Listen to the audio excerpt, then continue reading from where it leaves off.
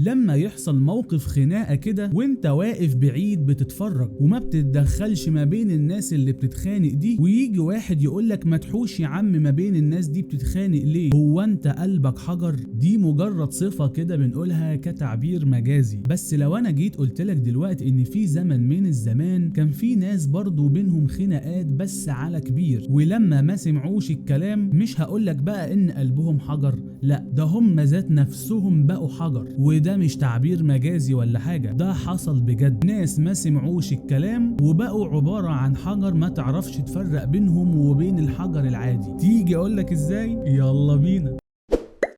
ينحت الشاعر يقضيها الحب.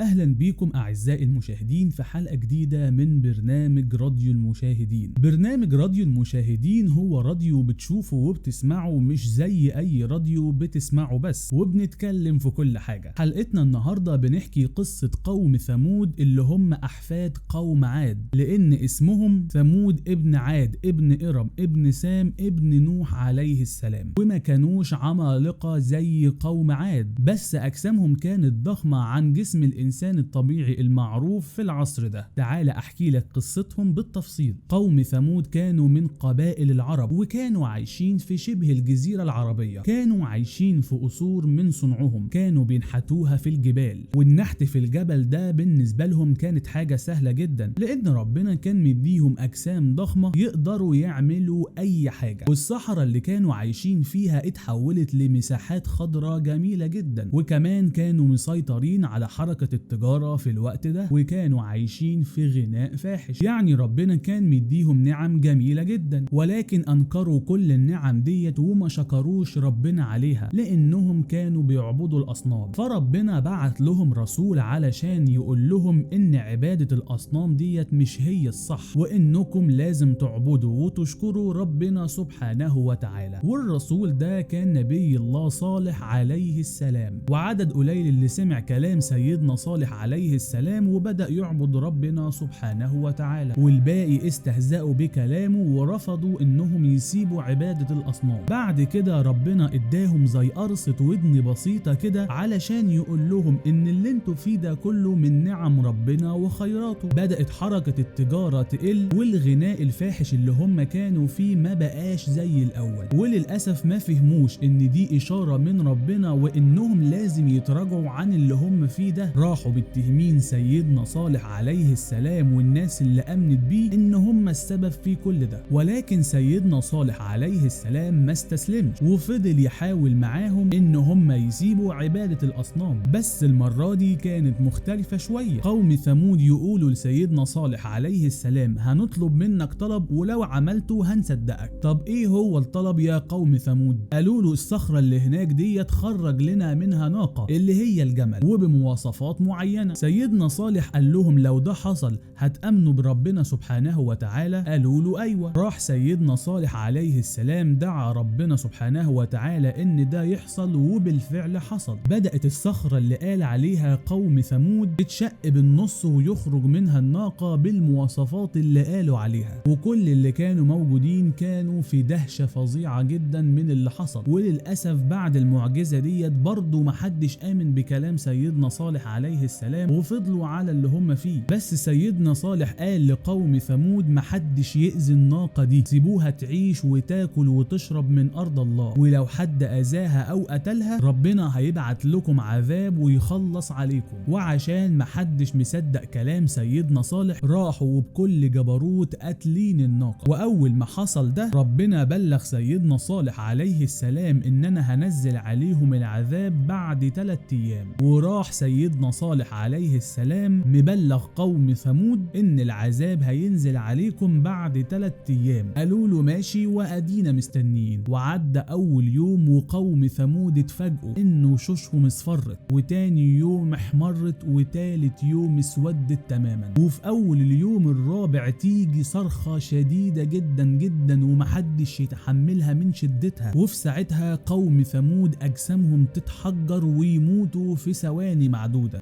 وتتشق الارض وتبلعهم وما يكونش ليهم اي اثر، وينتهوا قوم ثمود من اللحظة دي. واللي نجي من العذاب دوت سيدنا صالح والعدد القليل اللي آمن بدعوته. وعلى مر الزمان اللي يحاول يكتشف جثث قوم ثمود ما يعرفش، لان اجسامهم المتحجرة بقت هي والارض حاجة واحدة وما تعرفش تفرق بينهم. عشان كده محدش قدر يلاقي جثث قوم ثمود لحد النهاردة. ويعدي الزمان والمكان اللي كانوا عايشين فيه يتسمى بمدائن صالح في السعودية. والرسالة اللي ربنا بعتها لنا من قصة قوم ثمود ان اللي بيسمع كلام ربنا بيرتاح وربنا بينجيه من حاجات كتير، واللي بيخرج عن اطار ربنا بيصيبه بحاجات كتير. وبس كده، ما تنساش تعمل لايك وتعمل اشتراك في القناة وتعمل شير والحاجات الحلوة دي. كان معاكم حسام عمارة، واشوفكم الحلقة الجاية. سلام.